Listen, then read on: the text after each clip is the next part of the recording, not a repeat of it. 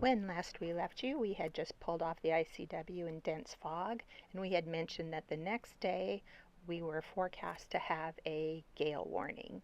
These are some of the images of what we were expecting knots-wise. We look at several different models. We didn't share, though, that we had planned to go farther that day, but we didn't. Once we got socked in with fog, we pulled over as soon as we were able and dropped the anchor. And so we left. We wanted to leave the next morning, but again, we had fog. So we waited another day and rode out the gale warning in Broad Creek, the anchorage where we had decided last minute to stop. Okay, so this is what an actual gale warning looks like. This comes to us from the National Weather Service, and it tells you when it's going to start, when it should end, and the gusts of wind. We look at our models. We are the little white dot in the middle. We take a look and see what that's supposed to look like at that time of day. Sometimes the gale warnings come out as wind advisories first, but in this one you can see it's 50 knot gusts. And then we check every 6 hours. They update the forecast. So this one went from 4 p.m. to 10 p.m. and they updated it to 10 a.m. to 10 p.m. So we knew it was going to be longer. This is what we look at during the night.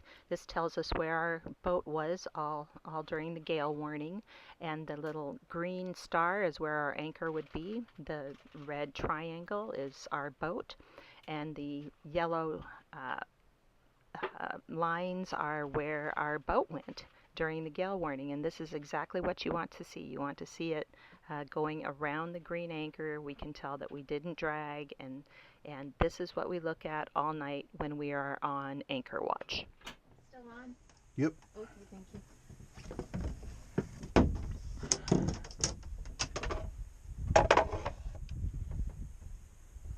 Hey, we have a neighbor. Oh, cool. Okay. Very long way away. Okay. Did the other one leave? Yep. Oh, I didn't know that. They left early this morning. At this point in our journey, it was getting pretty cold at night, 33. We made the decision if it was below 32, which is freezing, 32 Fahrenheit, 0 Celsius, we would pull into a marina. But if it was staying above 32, we would just use our generator and plug our reverse cycle heat into our generator. But that does use gasoline, and so this is a video of Jim going to gas up the generator. He does make a stop here to do a quick repair on the ship's bell. He's going to tie a line to it and put it back behind the helm seat. I think I felt a little helpless during the fog. I just wanted to make noise so people could hear me. And so he tied up a string to the ship's bell that goes right behind the helm seat, and that way I can just reach back and ding it when I want to. And so this is what he's working on here.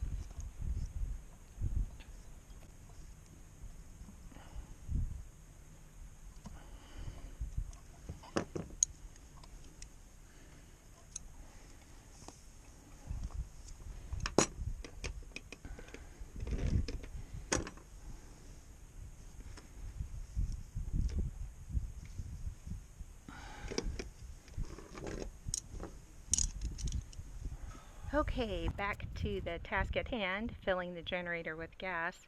You're going to see a technique here that Ace learned from James on sailing Tritea. We'll try to put a link to his YouTube channel in the description out on YouTube. But we had always been taught to get gas going from one container to the other. You had to suck on it to get it started. But this is a method of blowing air into the gas tank, which forces the gas from one hose up through the other one and into the tank. It's just fascinating, and we are so thankful to James for sharing this technique. We love it.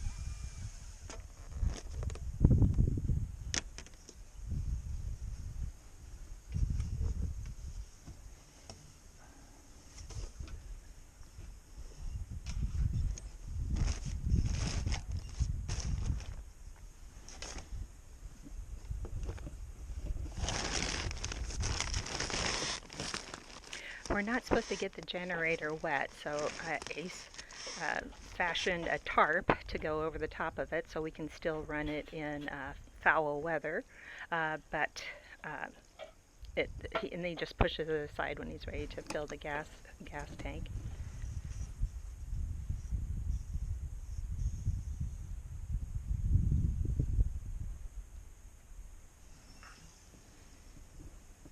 Ace said about the only way to tell when the gas tank is full is by shining a light into it. So you can see he's using his flashlight here on his phone.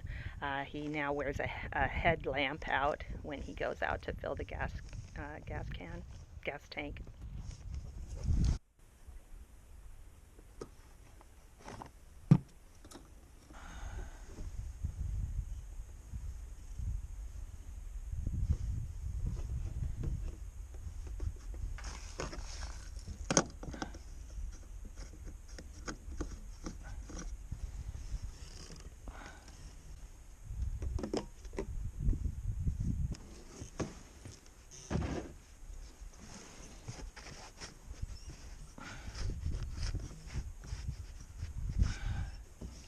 Of course, every single thing is lashed on to the boat.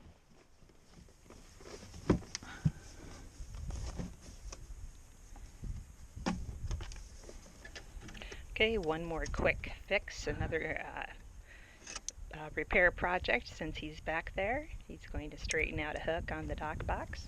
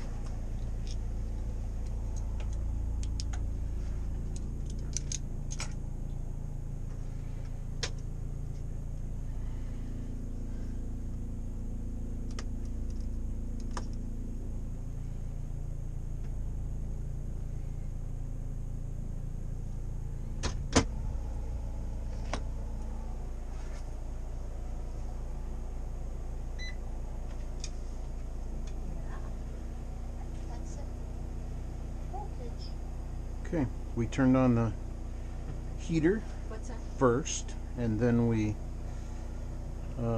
let that get going and pull on the generator, and then we turned on the battery charger so we can bulk charge our batteries. Ace gets one more shot of this beautiful sunset before we leave this anchorage in the morning. Do you need me to wait? All right, it's going to take me a while. I got extra 50 feet out there. Okay, this is December 13th, 2024. It is 35 degrees Fahrenheit this morning, and we thought we would show you what Ace has to go through each morning to lift the anchor. We hadn't shown this in a while, so we thought we'd show you what that process looks like. I gave it a little more gas because it started out a little slow. Yeah, it is in neutral gear, but the throttle was ahead a little bit where you push in the red button. And I did that because it was a little bit sluggish.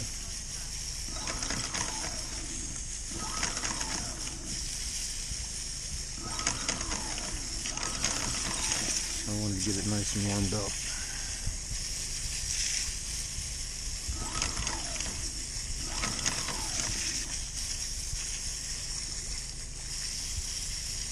We're really caked on with mud, so it's going to take a little time.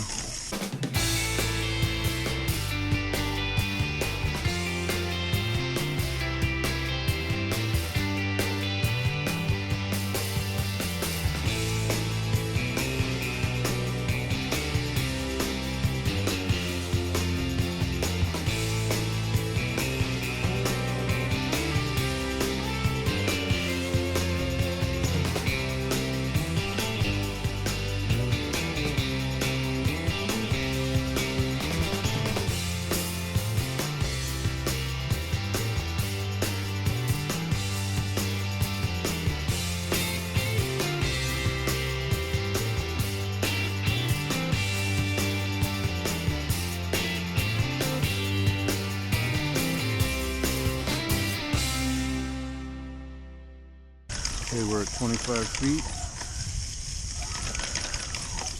Did you put it in forward just to break the anchor?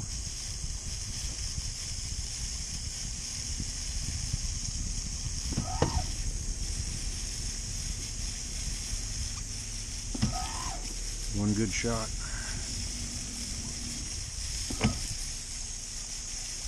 A little more.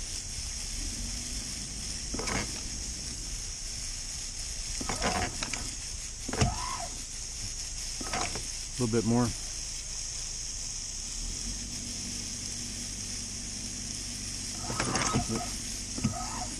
little bit more.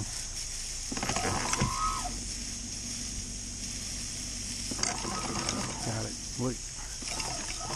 Yep, got it. Okay, the anchor's off the ground, so you can move really slowly.